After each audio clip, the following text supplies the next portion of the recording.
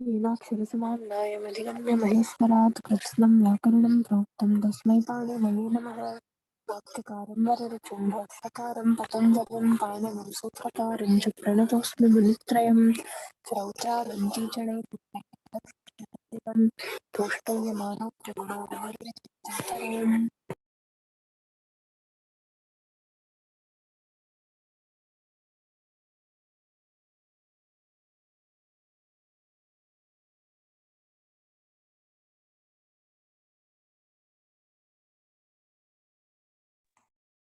अग्रे गच्छामः। संज्ञायां समज निषद निपत मन विद शुञ्शीन् वृणिनः इति सूत्रम् अस्माभिः ह्यः दृष्टम्। तदनन्तरं तदग्रे गच्छामः। अग्रिमं सूत्रमस्ति कृञः श च इति अग्रिमं सूत्रमस्ति।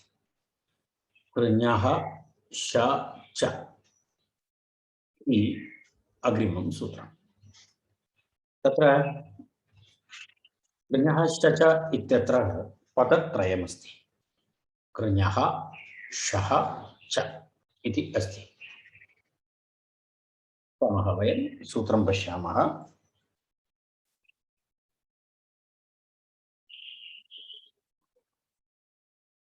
पश्यतु, त्रिपदं सूत्रं कृञः इति पञ्चमी एकवचनं, श इति लुप्तविभक्तिकं, प्रथमा एकवचनं, च इति अव्ययम्।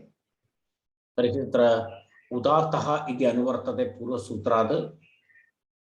तत्र वयं दृष्टवन्तः मन्त्रे इति तत् सूत्रं।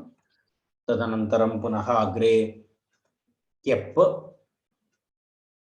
तदनन्तरं कृत् इति क्यप् विधायकं सूत्रं। तत्र केवलं क्यप् इति नास्ति, तत्र शच इति अस्ति। तत्र किं किं भवन्ति, कृञ् धातु कृञः शच इति भवति। तर्हि तत्र कृञः इति योगविभागः क्रियते इति उक्तम्। तत्र करोतेः स्त्रियां शः प्रत्ययः भवति इति सिद्धान्तकौमुद्यां, चकारात् क्यप् च इति योगविभागः अत्र कर्तव्यः, तिन्नपि यथा स्यात् इति। वस्तुतः प्रत्ययत्रयं भवति अत्र। अस्य सिद्धान्तकौमुद्याम् उक्तमस्ति, अत्रापि उक्तमस्ति, प्रथमं योगविभागः क्रियते। तत्र सूत्रद्वयं। तत्र किमस्ति, कृञः इति एकं सूत्रं, तदनन्तरं श च इति अपरं सूत्रमिति योगविभागः क्रियते इति उक्तम्। कृञः इति सूत्रेण सह क्यप् इति अनुवृत्य प्रथमसूत्रस्य अर्थः भवति कृ धातोः स्त्रीत्वयुक्तभावे अर्थे क्यप् प्रत्ययः भवति इति प्रथमसूत्रस्य अर्थः योगविभागे। प्रथमं सूत्रं तद्भवति, अर्थात् सूत्रद्वयमिति योगविभागेन। अनन्तरं पुनः द्वितीयसूत्रस्य पुनः किं भवति, तत्र प्रथमसूत्रात् कृञः इति अनुवर्तते। तत्र सूत्रद्वयं, प्रथमसूत्रं कृञः, तर्हि कृञः क्यप् स्यात् इति उक्तं।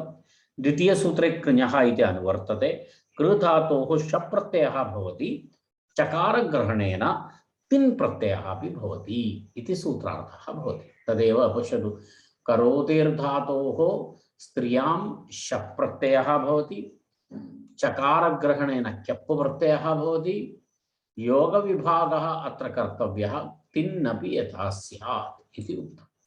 तर्हि प्रथमसूत्रं योगविभागः, तत्र क्यप्, द्वितीयसूत्रं शच, तत्र क्यप् कृञ इति अनुवर्तते। तर्हि कृञः शः स्यात्, अनन्तरं तिन्नपि इति भवति। तर्हि अर्थात् किं भवति, कृञ धातोः स्त्रीत्वयुक्तभावे अर्थे त्रयः प्रत्ययाः भवन्ति। एकं तु क्यप् प्रत्ययः, अपरं तु शप् प्रत्ययः, तृतीयं तु तिन् प्रत्ययः। तेन कारणेन अस्मिन् अर्थे त्रिधा रूपाणि भवन्ति। क्रिया इति एकं रूपं, कृत्या इति द्वितीयं रूपं, कृति इति तृतीयं रूपम्। एवं तत्र त्रिधा रूपाणि भवन्ति इति एतस्य आशयः। क्रिया, कृत्या, कृति इति त्रिधा तत्र रूपाणि भवन्ति। पश्यामः वयं प्रक्रियामपि पश्यामः। कृञः इति योगविभागः, कृञः इति क्यप् स्यात् कृत्या, शच चात् किं क्रिया कृतिः इति तदत्रापि विवृतमस्ति। पश्यतु अत्र पश्यतु कृञः इति योगविभागः, तत्र क्यप् इति अनुवृत्ति मत्वा आह कृञः क्यप् स्यात् इति मनोरमा। कृञः क्यपि तुक् शचेति द्वितीयखण्डोऽयं चात् किन्नपि क्यपः पूर्वेणैव खण्डेन सिद्धत्वादिति भावः। एतत् प्रक्रिया अपि दत्ता अस्ति। वयं पश्यामः कथं भवति इति एकैकं पश्यामः। प्रथमं कृत्या इति रूपमस्ति। कृत्या इति रूपं पश्यामः। तत्र कृञ्धातु, कृञ्धातोः कृ इति भवति। कृञ्धातु कृ इति तत्र धातु भवति। कृ धातोः प्रथमं तु क्यप् प्रत्ययः। इदानीं प्रत्ययाः भिन्नभिन्नाः सन्ति इति कृत्वा अहं पूर्णं लिखितवान्। तत्र क्यप् प्रत्यये तत्र किम् अवशिष्येत? य इति अवशिष्येत इति भवति। क्यप् प्रत्ययः नाम कृ या इति भवति। कृ या इति स्थिते, कृ या इति स्थिते किं भवति? कृ या इति स्थिते वयं जानीमः तत्र ह्रस्वस्य पिति कृति तुक् इति सूत्रं। तेन सूत्रेण तत्र तुक् आगमः भवति। तुक् आगमः भवति चेत् तत्र केवलं त इति अवशिष्येत तुक् आगमस्य। तदनन्तरं या इति भवति। तर्हि मिलित्वा इदानीं वर्णसम्मेलने तत्र कृत्य इति भवति। कृत्य इति भवति। कृत्य इति स्त्रीत्वविवक्षा अस्ति। स्त्रीत्वविवक्षा अस्ति। ह्यः अपि वयं चर्चां कृतवन्तः। ताप् प्रत्ययः भवति, आकारः भवति। आकारः भवति चेत् तत्र सवर्णदीर्घे कृत्या इति प्रातिपदिकं भवति। सुप्रत्ययः भवति। सुप्रत्ययस्य हल्ङ्यादिलोपः भवति। तर्हि कृत्या इति प्रथमा एकवचनं रूपं भवति।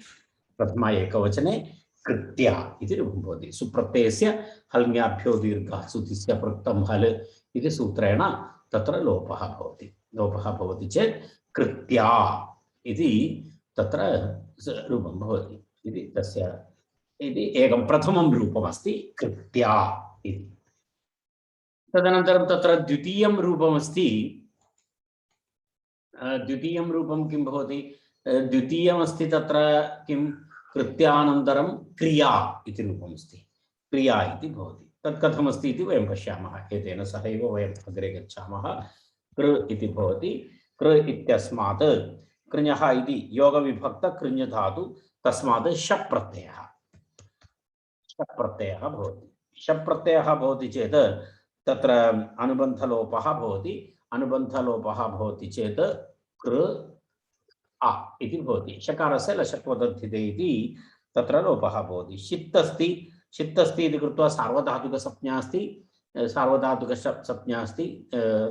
तत्र सार्वधातुकसंज्ञा अस्ति चेत् तत्र सार्वधातुके यक् इति यक् प्रत्ययः भवति। सार्वधातुके यक् इति तत्र भावकर्मविवक्षा। तत्र सार्वधातुके यक् इति यक् प्रत्ययः भवति। तर्हि कृ अनन्तरं यक् इति भवति। कृ यक् आ इति भवति। कृ यक् आ भवति। तर्हि कृ यक् आ भवति चेत् ककारलोपे कृ य आ इति भवति। ककारस्य लोपः भवति। तत्र कृ या इति स्थिते तत्र धातोः ऋकारस्य स्थाने रिङ् आदेशः भवति। रिङ्क्षयग्लिङ्क्षु इति एकं सूत्रमस्ति। रिङ्क्षयग्लिङ्क्षु इति सूत्रमस्ति। कदाचित् भवन्तः दृष्टवन्तः स्युः। रिङ्ग्लय एतत् पश्यतु। रिङ्क्षयग्लिङ्क्षु इति एकं सूत्रम्। अर्थात् शप् प्रत्यये परे, यक् प्रत्यये परे च परे, असार्वधातुके लिङ् लकारे परे च ऋकारान्त धातोः रिङ् आदेशः भवति। ऋकार धातोः तर्हि अन्तस्य ऋकारस्य स्थाने रि इति आदेशः भवति। अन्तस्य तदेव शप् प्रत्यये परे, यक् प्रत्यये परे, असार्वधातुके लिङ् लकारे च परे तत्र किं भवति? ऋकारान्त धातोः रिङ् आदेशः भवति। रिङ् आदेशः भवति चेत् तत्र नकारस्य लोपः भवति, ऋकारस्य स्थाने भवति, तर्हि क्रि इति भवति। क्रि अनन्तरं य इति भवति। पश्यतु, क्रि य अ इति भवति। क्रि य अ इति भवति चेत् अतो गुणे इति सूत्रमस्ति। अतो गुणे इति सूत्रेण पररूप एकादेशः। पररूप एकादेशे तत्र किं भवति, क्रिया इति भवति। तस्मात् टापु प्रत्ययः क्रिया इति भवति। टापु प्रत्यय अनुबन्धलोपे क्रिया इति भवति। तस्मात् सुप्रत्ययः, सुप्रत्ययस्य लोपे एवं भवति, क्रिया इति शब्दस्य व्युत्पत्ति एवं भवति। किञ्चित् द्वित्रिसूत्राणि अत्र अधिकानि आगतानि। एकं तु सार्वधातुके यक् अस्ति, कृशा, कृशा इत्यस्मात् पुनः सार्वधातुके यक् इति यक् प्रत्ययः। यक् प्रत्ययस्य ककारलोपे कृ य आ। तदनन्तरं पुनः अतो गुणे इति सूत्रेण गुणः, अतो पूर्वरूपेकादेशः, तर्हि क्रिया इति भवति। टाप् प्रत्ययः क्रिया इति भवति प्रातिपदिकं। सुप्रत्ययः, सुप्रत्ययस्य लोपे क्रिया इति शब्दः व्युत्पद्यते इति इदं द्वितीयं रूपम्। तदनन्तरं पुनः तृतीयं रूपमस्ति तत्र, तदस्ति कृति इति अस्ति। किन् प्रत्ययान्तः शब्दः, किन् प्रत्ययान्तः भवति सः। तिन् प्रत्ययान्ते तु तत्र किं भवति, तिन् प्रत्यये तु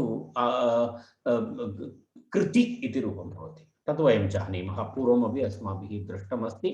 तिन् प्रत्ययः ति इति भवति, मिलित्वा कृति इति भवति। तत्र सुप्रत्ययः, सुप्रत्ययस्य ऋत्वविसर्गे कृतिः इति तत्र सिद्धरूपं भवति। एवं रूपत्रयं तत्र अस्ति, रूपत्रयं तत्र अस्ति। किं किम् अस्ति तत्र, एकवारं पुनः पश्यतु। कृत्या इति एकं रूपं, कृत्या अनन्तरं क्रिया अनन्तरं कृतिः इति रूपत्रयं तत्र भवति इत्यर्थः।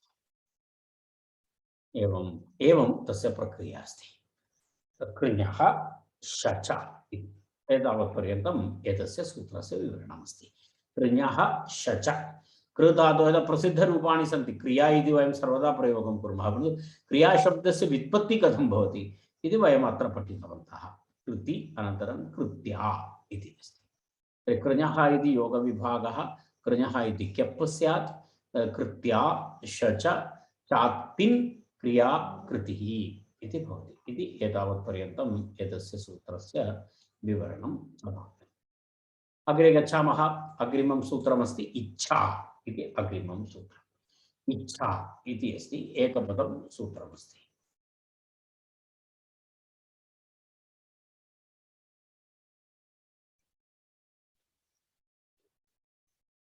सूत्रमस्ति इच्छा। सूत्रम् अनुवर्तते, श इति अनुवर्तते पूर्वसूत्रात्। तदनन्तरं कृत् इति यथा पूर्वं तस्यापि कृतति इति अनुवर्तते।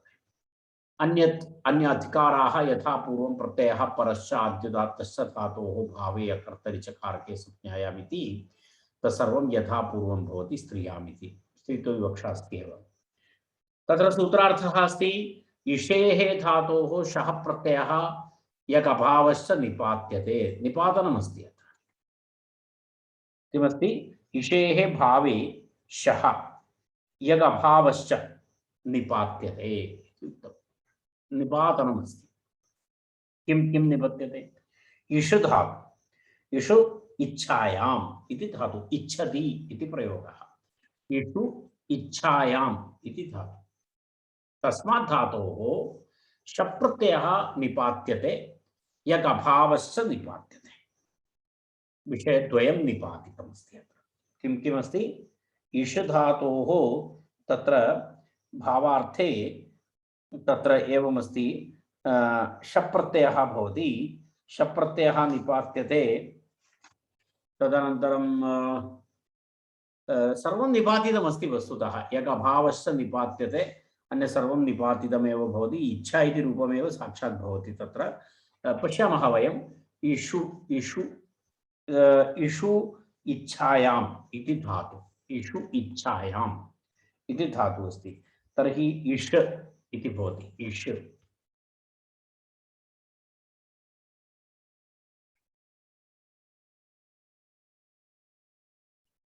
एकक्षणम् इष् धातु इष् धातोः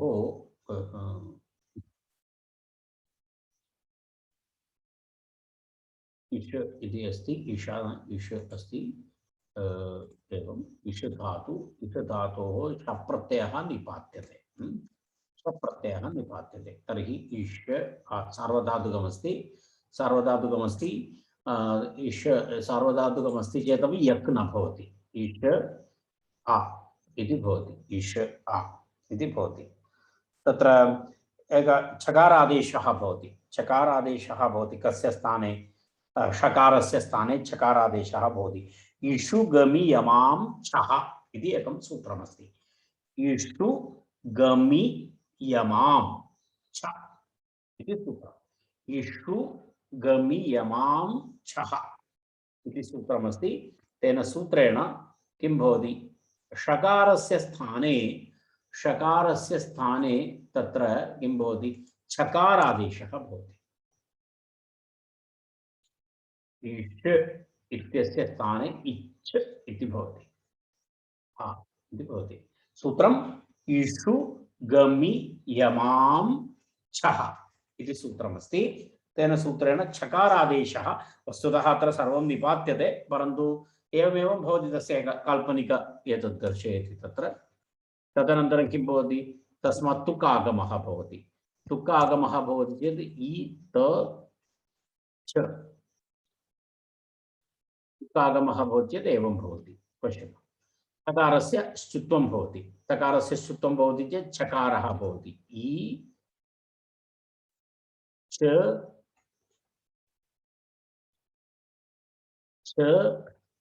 अनन्तरम् आ इति भवति तर्हि मिलित्वा इदानीं किं भवति इच्छा इति भवति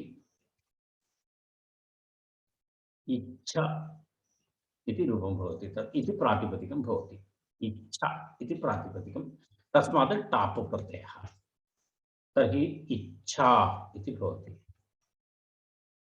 इच्छा इति भवति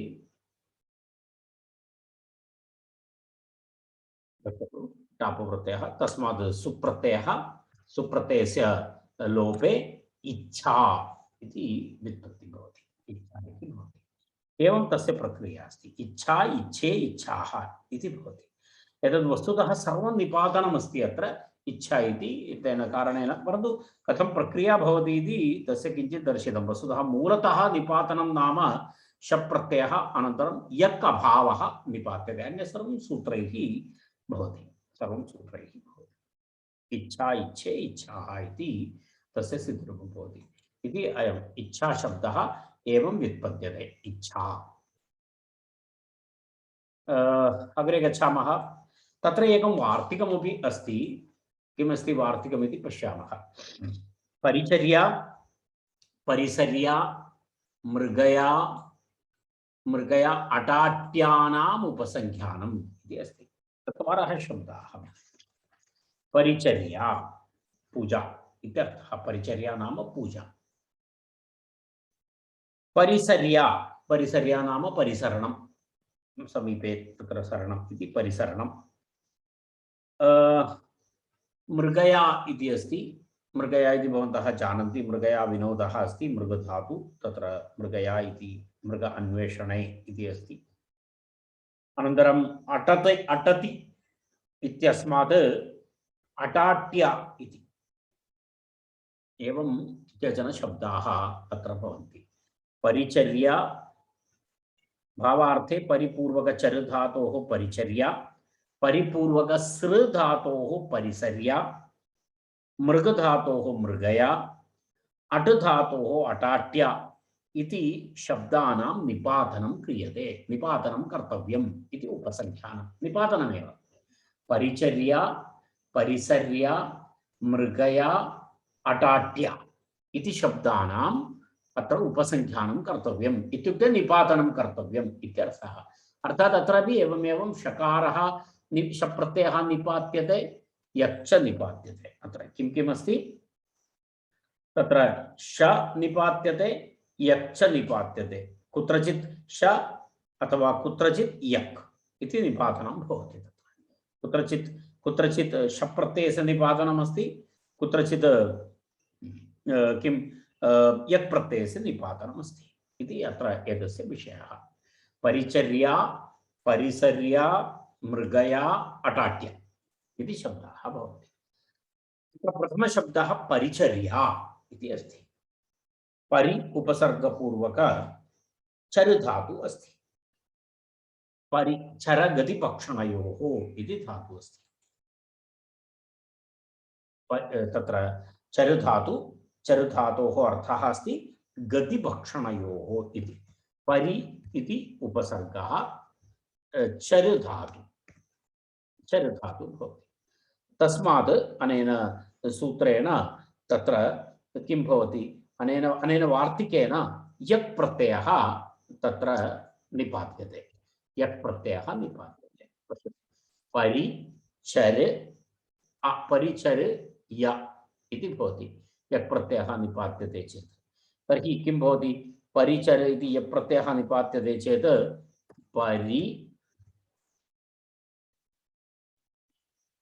परिचर्य इति प्रातिपदिकं भवति परिचर्य इति प्रातिपदिकं भवति तत्र तस्मात् टाप् प्रत्ययः भवति तर्हि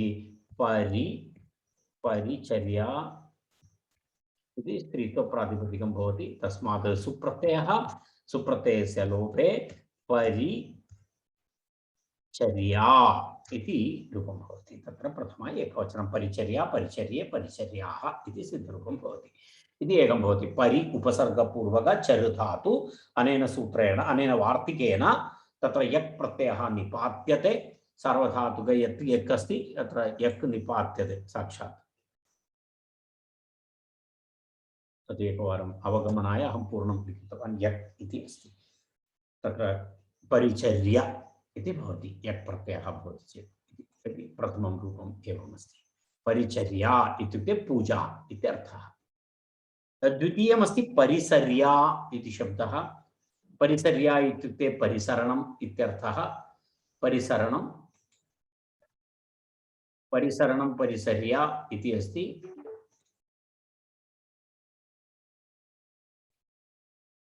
तत्र पश्यामः वयं सृ धातुः अस्ति परिसर्या इति सृगतौ सरति वयं दृष्टवन्तः पूर्वं बहुवारं सृ धातु दृष्टवन्तः सृ धातु सरति इति सृ धातु गतौ परिसर्या अत्र गुणोपि इति लिखितमस्ति निपात्यते अत्र गुणोपि निपात्यते अत्र सूत्रे लिखितमस्ति भवन्तः पश्यन्तु परिचर्या परिसरणं परिसर्या परिसरणम् अत्र गुणोपि निपात्यते इत्यर्थः अत्र परिसर्या शब्दे गुणोपि निपातितः इत्यर्थः इति तस्य आशयः पश्यामः वयं तत्र किमस्ति परि सृ इति अस्ति परि सृ गतौ इति धातु अनेन वार्तिकेन अत्रापि यक् प्रत्ययः विद्यते अनेन वार्तिकेन तत्र धातोः ऋकारस्य गुणः अपि भवति धातोः ऋकारस्य गुणः भवति चेत् परि ऋकारस्य गुणे सर् ऋकारस्य गुणे सर् इति भवति अर् भवति तदनन्तरं या भवति मिलित्वा परिसर्य इति भवति तस्मात् टाप् भवति तर्हि अनुबन्धलोपे सन्धिकार्ये परिसर्या इति भवति तस्मात् सुप्रत्ययस्य लोपः भवति सुप्रत्ययस्य लोपः भवति चेत् परिसर्या इति प्रथमा एकवचनं परिसर्या परिसर्ये परिसर्याः इति सिद्धरूपं भवति परिसरणम् इत्यर्थः परिसरणम् इति तस्य अर्थः भवति तदनन्तरं पुनः अग्रिमं रूपमस्ति तत्र पश्यामः मृगया इति अस्ति मृगया इति अग्रिमम् मृगया इति अस्ति मृग अन्वेषणे इति चुरादौ अदन्तः तत्र एवमस्ति मृग अतः लोपाभावोऽपि शेयकि निलोपः यदा यदा मृगया इति हण्टिङ्ग् इत्यर्थे मृगया इति मृगया विनोदः इत्यादिकं वयं जानीमः। तत्र मृगधातु मृग अन्वेषणे इति धातु मृग्यते। मृगधातु मृग अन्वेषणे इति धातु अस्ति। भवतः पूर्वं दृष्टवन्तः इति मन्ये, दर्शयामि एकवारं पुनरपि। मृग इति धातुः भवति।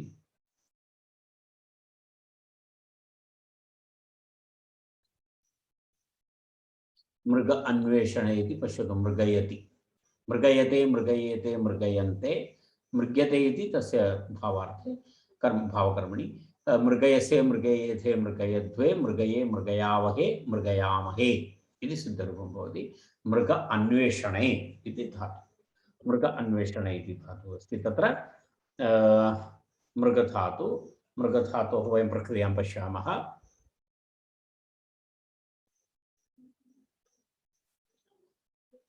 मृग इति भवति। मृग अन्वेषणे इति मृगधातु, मृग अन्वेषणार्थे चुरादि अदन्तधातुः अस्ति, अकारान्तधातुः अस्ति। तस्मात् तत्र चुरादि अस्ति इति कृत्वा निच् प्रत्ययः भवति एव, वयं जानीमः। चुरादिगणे दशमगणे निच् निच् भवति। निच् भवति चेत् तत्र किं भवति? निच् भवति चेत् वयं पश्यामः मृग इ, मृग इ इति भवति। मृग इ इति स्थिते वस्तुतः अतो लोपः इति सूत्रेण अकारस्य लोपः तत्र भवितुमर्हति, परन्तु अत्र वार्तिकद्वारा शप्रत्ययस्य स्थाने शप्रत्ययः विधीयते। अत्र अकारलोपः नास्ति, तत्र शप्रत्ययः अग्रे विधीयते। निलोपस्य अभावः अपि भवति। पश्यामः किं किं भवति इति। मृग इ इति भवति, अकारलोपः न भवति, परन्तु तं बाधित्वा अकारलोपं बाधित्वा अत्र किं भवति? अनेन वार्तिकेन शप्रत्ययः निपात्यते। शप्रत्ययः निपात्यते। मृग इ अनन्तरं शप्रत्ययः निपात्यते। शप्रत्ययः इत्युक्ते तत्र वयं पश्यामः अक् अ इति भवति, तत्र इति भवति। शप्रत्ययः निपात्यते। इदानीं किं जातं? शप्रत्ययः निपात्यते चेत् निलोपः भवितुमर्हति, निलोपस्य अभावः अपि निपात्यते। शप्रत्ययः भवति। शकारः इत् अस्ति, शकारः इत् अस्ति इति कृत्वा तत्र तिंशित् सार्वधातुकम् इति सार्वधातुकसंज्ञा, सार्वधातुकसंज्ञा भवति इति कृत्वा सार्वधातुके यक् इति यक् प्रत्ययः भवति। यक् प्रत्ययः भवति। सर्वं निपातितशब्दः, काल्पनिकी प्रक्रिया। तत्र इ इति भवति, इ भवति, यक् अनन्तरम् अ इति भवति। मृग इ इति निच् अस्ति, य इति यक् अस्ति, शकारस्य अकार, शप्रत्ययस्य अकारः। एवं मृग इ य अ इति भवति। नेरनिटि इति सूत्रेण इकारस्य लोपः भवति। नेरनिटि इति सूत्रेण निच् इत्यस्य नि इत्यस्य लोपः भवति। तर्हि मृग य अ इति भवति। अतो गुणे इति सूत्रेण पररूप एकादेशः। अतो गुणे इति सूत्रेण पररूप एकादेशः। तर्हि यकारोत्तर एक अकारः भवति। मृगय इति भवति। मृगय इति भवति। तस्मात् टाप् प्रत्ययः, टाप् प्रत्ययः मृगया इति भवति। पुनः सुप् प्रत्ययः प्रथमा एकवचने। तर्हि मृगया इति भवति। पश्यतु, एवं प्रक्रिया अस्ति। एतत् किञ्चित् दीर्घमस्ति, परन्तु यदा आनन्दः भवति एकवारं प्रक्रियां वयं पठामः। मृगधातु, मृगधातोः चुरादिगणमस्ति इति कृत्वा निच् भवति। अनुबन्धलोपे मृग इ, शप्रत्ययः तत्र निपात्यते। मृग इ आ, सार्वधातुके यक्, मृग इ य अ, तदनन्तरं नेरनिटि इति निच् लोपः, मृग य अ, अनन्तरं तत्र अतो गुणे इति, तत्र अतो गुणे इति पररूपे एकादेशे मृगया, मृगया अनन्तरं टाप् प्रत्ययः जात्यते टाप्, तदनन्तरं तत्र अनुबन्धलोपे सवर्णदीर्घे मृगया, सुप्रत्यये मृगया इति एवं सिद्धरूपं भवति तस्य मृगया इति प्रथमम् एकवचनं मृगया इति शब्दः तु बहु प्रसिद्धः अस्ति वयम् अग्रे अग्रे विषयस्य अनुवर्तनम् अग्रे कुर्मः तत्र पुनः अग्रिमं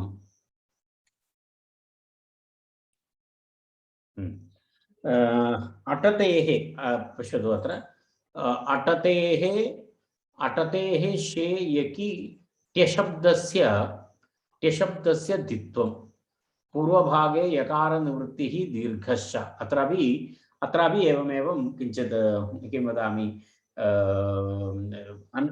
निपातनमस्ति अट धातोः विषयः अटतेः शे यकि अर्थात् शप्रत्ययः निपातितं भवति यक् भवति तदनन्तरं ट्या इत्यस्य द्वित्वं भवति तदनन्तरं हलादिशेषः भवति तत् वयं पश्यामः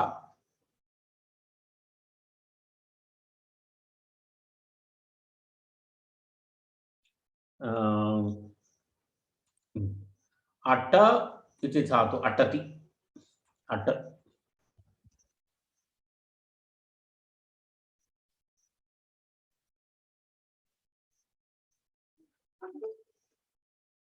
पश्यतु अटगतौ इति धातु अस्ति अटगतौ इति धातु भवन्तः जानन्ति अटति अटतः अटन्ति अटस्य अटथः अटथ अटामि अटावः अटामः इति तत्र सिद्धरूपमस्ति तस्य अटधातोः अयं शब्दः निष्पद्यते तत्र अट्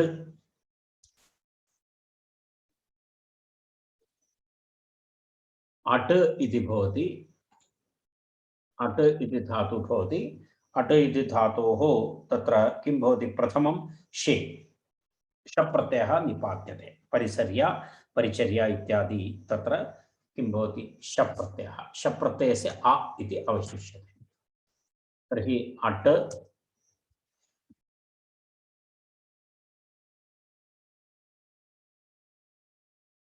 अट् इति भवति आ भवति तत्र सार्वधातुक यक् सार्वधातुके यक् इति भवति अट् या इति भवति तर्हि अट्य इति भवति खलु अट्य मुद्रणे समयः भवति अट्य इति भवति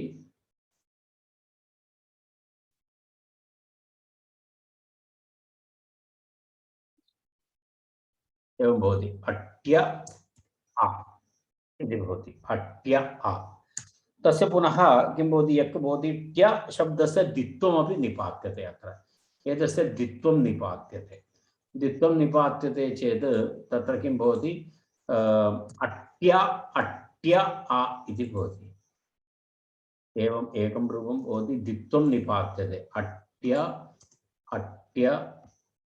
आ इति भवति तत्र अट्य आ इति भवति हलादिशेषः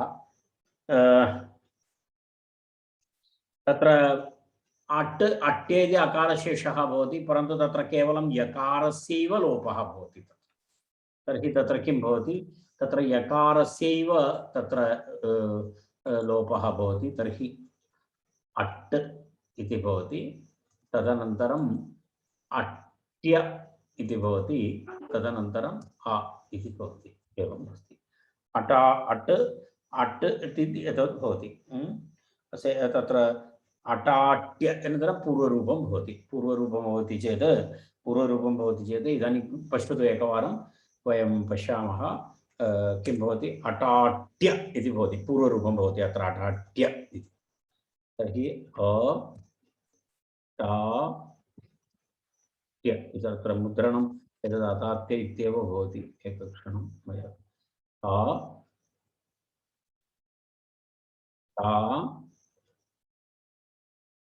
अनन्तरं ट्य एवम् अटाट्य इति प्रातिपदिकं भवति तस्मात् टाप् प्रत्ययः भवति चेत् अटाट्या इति तत्र भावार्थे अटनम् इत्यर्थे अटाट्य इति शब्दः निपात्यते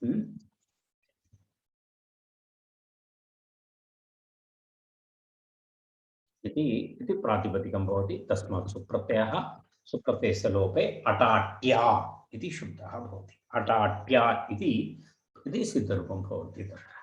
किञ्चित् प्रक्रिया भिन्ना प्रक्रिया अस्ति। अत्र अधिकतया निपातनमेव अधिकतया अस्ति इत्यर्थः। इति एतावत्पर्यन्तम् एतस्य विवरणमस्ति।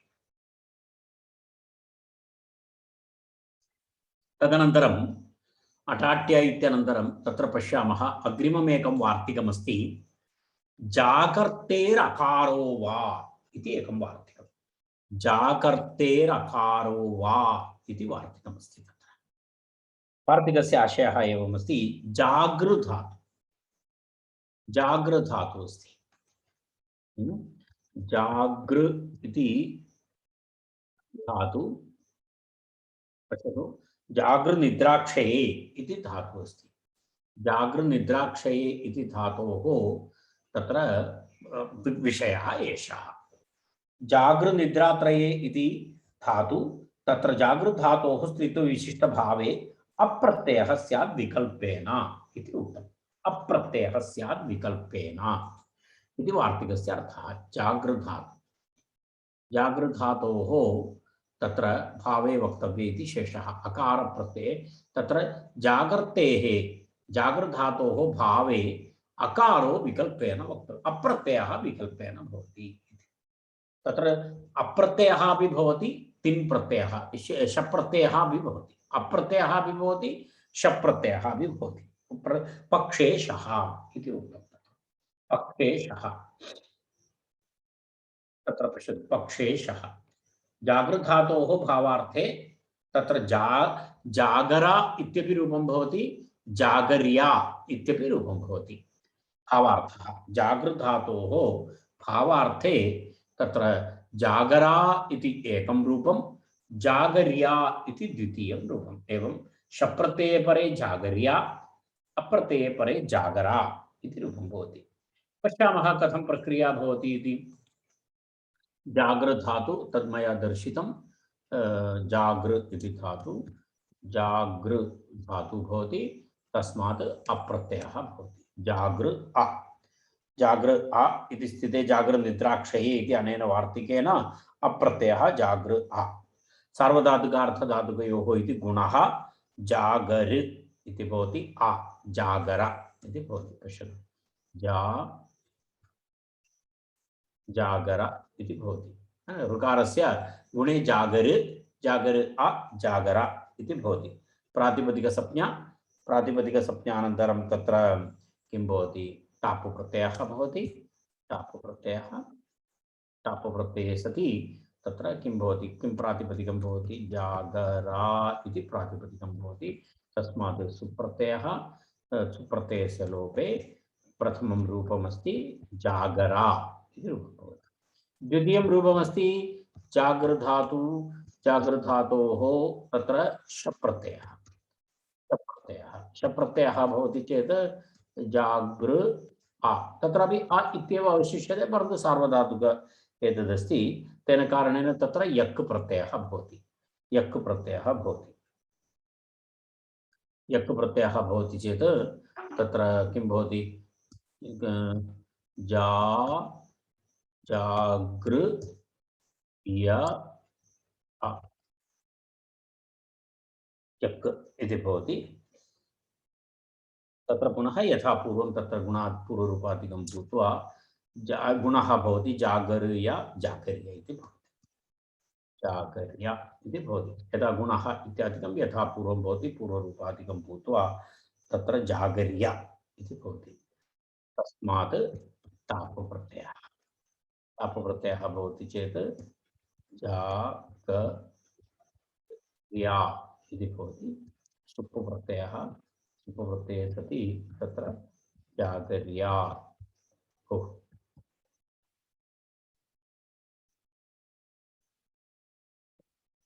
एवं सिद्धरूपं भवति जागर्या इति। एतावदस्ति तस्य विवरणमस्ति जागर्या इति। एतेन सह एतत् सूत्रम् अनन्तरं तद् वार्तिकं च समाप्तमस्ति। इच्छा इति अस्ति सूत्रं, दीर्घं सूत्रं लघु अस्ति, परन्तु तदनन्तरं वार्तिकानि परिचर्या परिसर्या मृगया अटाट्यानाम् उपसंख्यानम् इति वार्तिकं, तदनन्तरं पुनः अग्रे द्वितीयं वार्तिकम् एतेन सह जागर्तेरकारो वा इति द्वितीयं वार्तिकम्। एतावत् तत्र एतस्य विवरणमस्ति। एतद् विवरणानन्तरं वयम् अग्रे गच्छामः। अप्रत्ययात् इति अग्रिमं सूत्रम्। अप्रत्ययात् इत्यत्र प्रत्ययान्तेभ्यः धातुभ्यः स्त्रियाम् अकार प्रत्ययः स्यात् इति अस्ति। सूत्रार्थः स्पष्टः।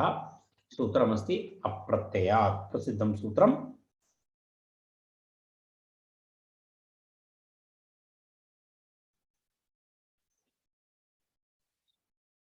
अप्रत्ययात् इति द्विपदं सूत्रम्। लुप्तविभक्तिकम् अ इति प्रथम, अह इति अस्माभिः ज्ञातव्यम्। अ इत्युक्ते अह इति। प्रत्ययात् इति पंचमी एकवचनं। कृत् इति तत्र अनुवर्तते। अन्य सर्वं यथा पूर्वं, यथा प्रत्ययः परश्चाद्युदात्तश्च धातोः भावे कर्तञ्च कारके संज्ञायाम् इति तत्सर्वं यथा पूर्वं भवति। तत्र प्रत्ययान्तेभ्यः धातुभ्यः किं भवति? स्त्रियाम् अकारः प्रत्ययः भवति इति। अयमपि स्त्रीत्व विषये एव अस्ति, यथा तिन् प्रत्ययः एव। प्रत्ययान्तेभ्यः धातुभ्यः स्त्रियाम् अकारः प्रत्ययः भवति।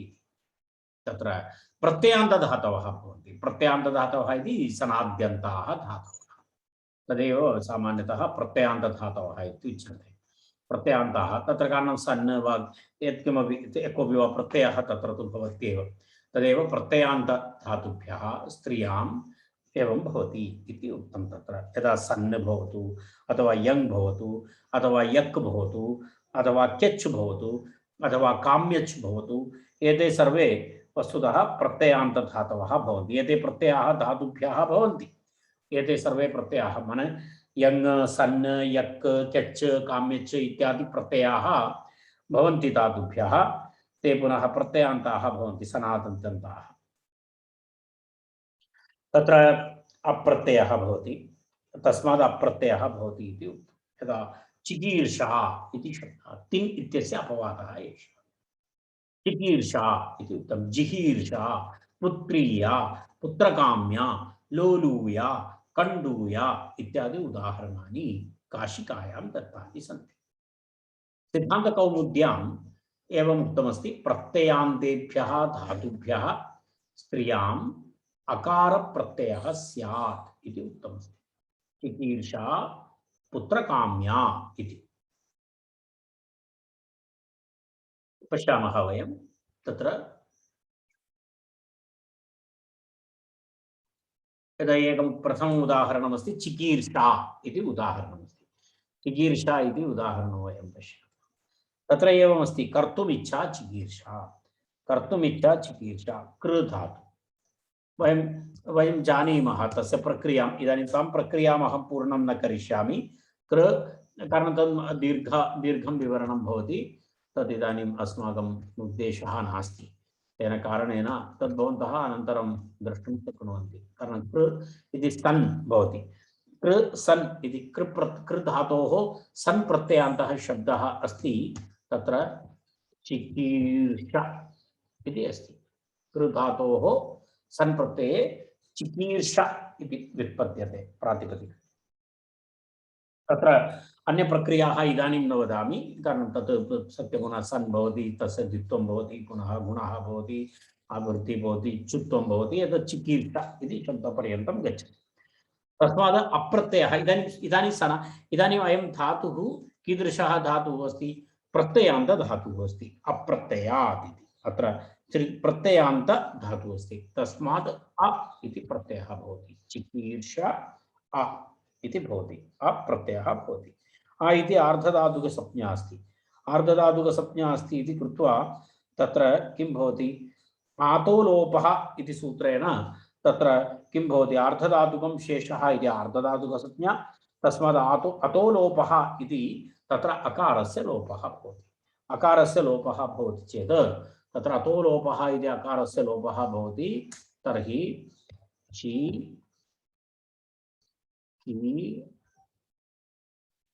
अकारस्य लोपः भवति अत्र तथा किं भवति चिकीर्ष इति भवति चिकीर्ष भवति चेत् पुनरपि किं भवति चिकीर्ष इत्येव भवति मिलित्वा वर्णसम्मेलनं तस्मात् पुनः टाप् प्रत्ययः टकारपकारयोः लोपः तर्हि चिकीर्षा इति भवति सुप्रत्ययः प्रथमा एकवचने तत्र चिकीर्षा चिकीर्षा इति शब्दस्य व्युत्पत्तिः अस्ति एतद् चिकीर्षा इति शब्दः कर्तुम् इच्छा चिकीर्षा इति प्रसिद्धः शब्दः कर्तुम् इच्छा चिकीर्षा इति अस्ति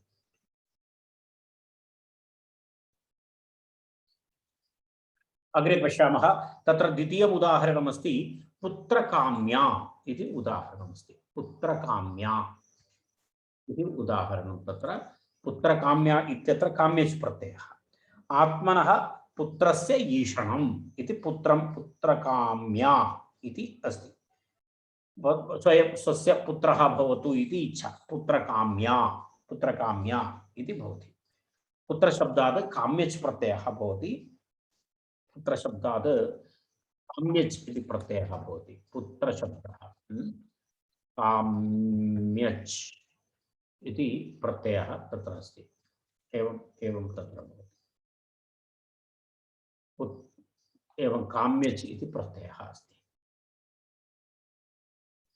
तर्हि पुत्रकाम्य इति भवति पुत्रकाम्य इति धातुसंज्ञा पुत्रकाम्य इति सनाद्यन्तो धातवः इति तत्र भवति तत्र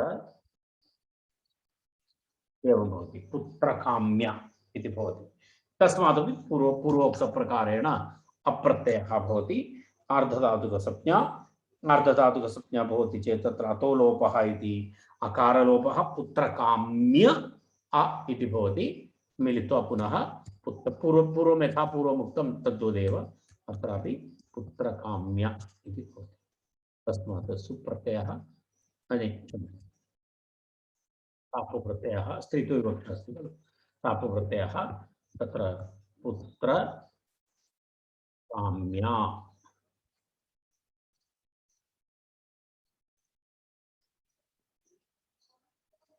एवं भवति तस्मात् सुप्रत्ययः भवति पुत्रकाम्या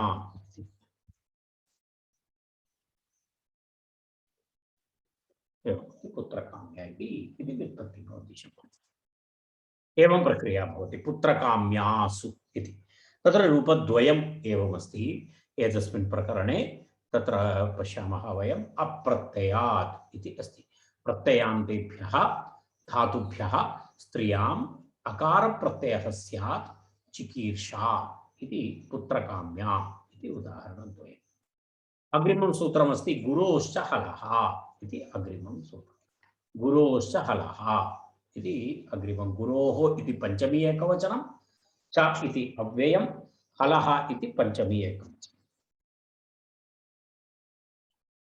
इति त्रिपदं सूत्रम् अप्रत्यय विधायकं सूत्रम् आ इति अनुवर्तते कृत् इति अनुवर्तते प्रत्ययः परश्च आद्युदात्तश्च धातोः भावे अकर्तरिचकारके संज्ञायां स्त्रियाम् इति अधिकाराः हलन्तो यः धातुः गुरुमान् ततः स्त्रियाम् अकार प्रत्ययः भवति इति सूत्रार्थः तत्र किमस्ति हलन्तः तत्र गुरोः इति गुरुमतः गुरुमान् इत्युक्ते यस्मिन् गुरुमान् इत्युक्ते तत्र किमस्ति तत्र हलन्त गुरुमान् धातु गुरुवर्णः अस्मिन् अस्ति इति अथवा गुरुवर्णः अस्य अस्ति इति गुरुमान् यः धातुः तत्र एकः वर्णः गुरु भवति गुरु लघु गुरु इति भवन्तः जानन्ति तत्र ह्रस्वम् इत्यादि तद् ह्रस्वसंज्ञा यदा ह्रस्वो लघुः इति अस्ति अनन्तरं दीर्घं तत्र गुरुः तत्र संयोगे दीर्घं च इति वयं जानीमः तत्सूत्राणि तानि सूत्राणि गुरु ह्रस्व लघु ह्रस्व अनन्तरं लघुगुरुवर्णयोः तत्र भेदं वयं जानीमः तस्मात् वयं पश्यामः हलन्तः इति यः धातुः सः धातुः गुरुमान् अपि भवति गुरुवर्णः तस्य अन्तः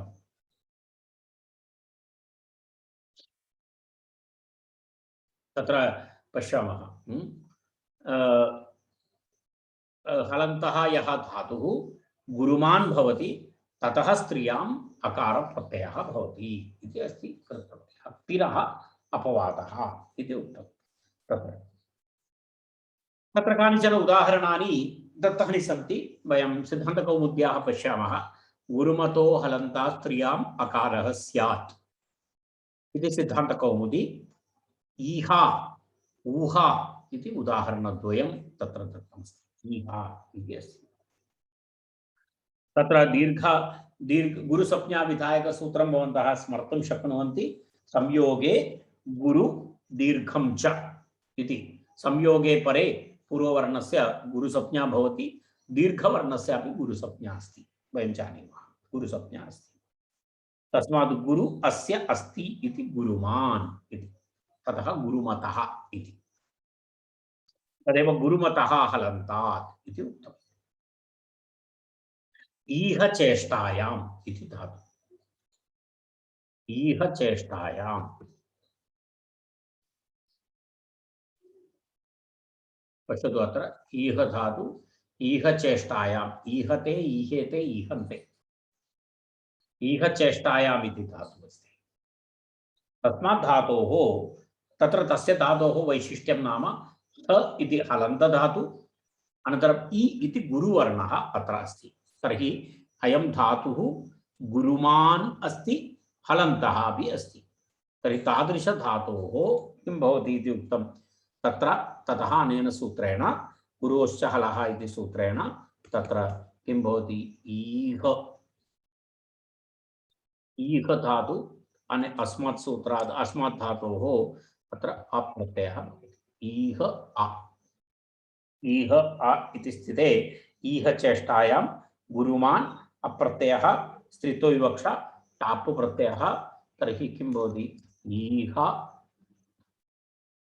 टाप् ईहा इति भवति। ईहा इति भवति सुप्रत्ययः। सुप्रत्ययस्य लोपे तत्र किम् ईहा इति एवं भवति। एवमेवम् अपरम् उदाहरणमपि इतोपि एकमस्ति। ऊहा इति एकम् उदाहरणम् अस्ति।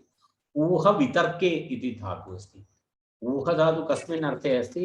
ऊह वितर्के इति अस्ति। एतदस्ति। पश्यतु अत्र ऊहते ऊहेते ऊहन्ते ऊहसे ऊहेते ऊहद्वे ऊहे ऊहावहे ऊहामहे इति ऊह धातु अपि एवमेव अस्ति। हलन्तमस्ति, अनन्तरं गुरुमान् अस्ति। ऊ इति गुरुवर्णः अत्र अस्ति। तत्रापि एवमेवं भवति। ऊ इति ऊह धातु ऊह धातोः तत्र ऊह धातोः अप्रत्ययः। तर्हि ऊह इति भवति। ऊह इति भवति। तस्मात् टाप् भवति ऊहा इति भवति। ऊहा तस्मात् सुप्रत्ययः ऊहा इति प्रथमा एकवचनं। एवं इति उदाहरणद्वयं तत्र एतस्मिन् विषये दत्तमस्ति। ऊहा इति तत्र दलप्रयोजनं वदति। गुरोः किम् इति उक्तं। तत्र गुरुवर्णः अपेक्षितः इति किमर्थम् उच्यते?